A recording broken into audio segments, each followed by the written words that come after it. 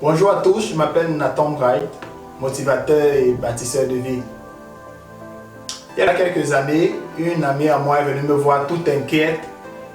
Elle me disait: Nathan, vraiment ma vie n'avance pas, je ne suis pas organisé, je ne sais plus quoi faire. Alors j'ai pris quelques séances de coaching avec elle et au bout d'un mois, elle est devenue tellement productive au point où les membres de sa chorale, puisqu'elle était dans une chorale, les membres de sa chorale ont vu sa productivité, ils ont commencé à lui poser des questions. Alors elle est revenue me voir, elle m'a dit: Nathan, maintenant je suis plus organisé, j'ai appris à planifier, maintenant je peux établir des objectifs clairs et les exécuter, j'arrive à être plus productif. Et les membres de ma chorale m'ont demandé comment est-ce que j'ai fait, donc je leur ai parlé de toi. S'il te plaît, j'aimerais que tu viennes nous entretenir. Alors j'ai accepté de le faire et j'ai accepté de le faire gratuitement. Alors j'ai pris quelques semaines pour préparer ma présentation, j'ai fait des recherches, j'ai passé des nuits vraiment blanches et tout pour faire des recherches, pour préparer ma présentation. Et le jour J, je suis allé et lorsque mon ami m'a amené dans la salle où les membres de la chorale étaient rassemblés, j'ai été choqué quand je suis entré. Quand je suis entré, j'ai vu à peine 20-25 personnes. Et vraiment, j'ai été choqué. Pourquoi? Parce que je m'attendais à voir 150 personnes, 300 personnes.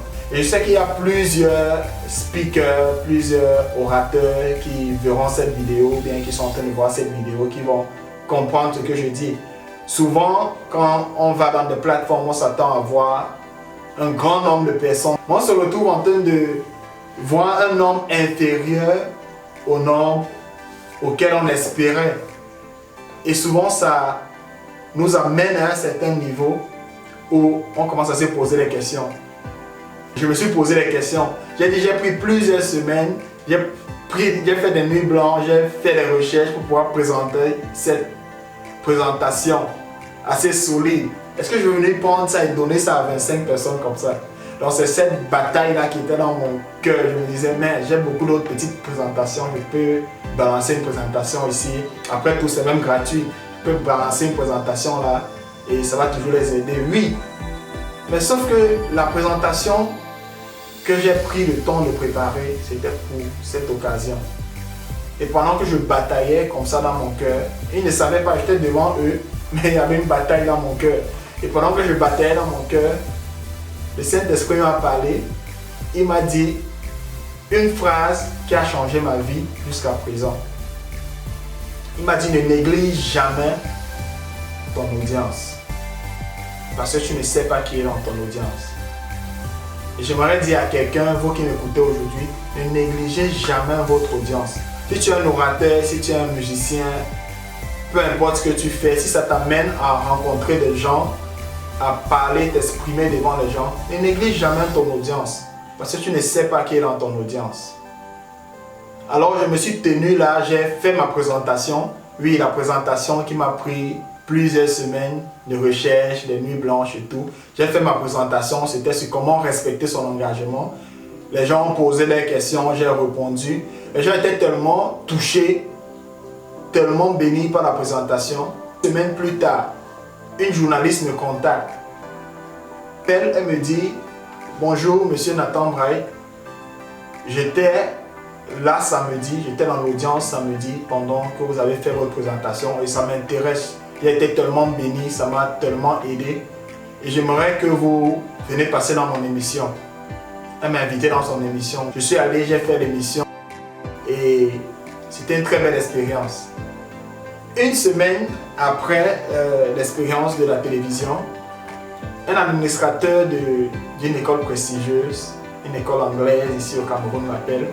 Il me dit: vraiment, on a un événement de fin d'année et j'étais aussi là samedi lorsque tu as fait ta présentation. Vraiment, j'ai été touché par ta présentation et je cherchais quelqu'un comme toi pour venir s'entretenir avec nos élèves. Alors il m'a invité, je suis parti. C'était merveilleux, c'était grandiose là-bas.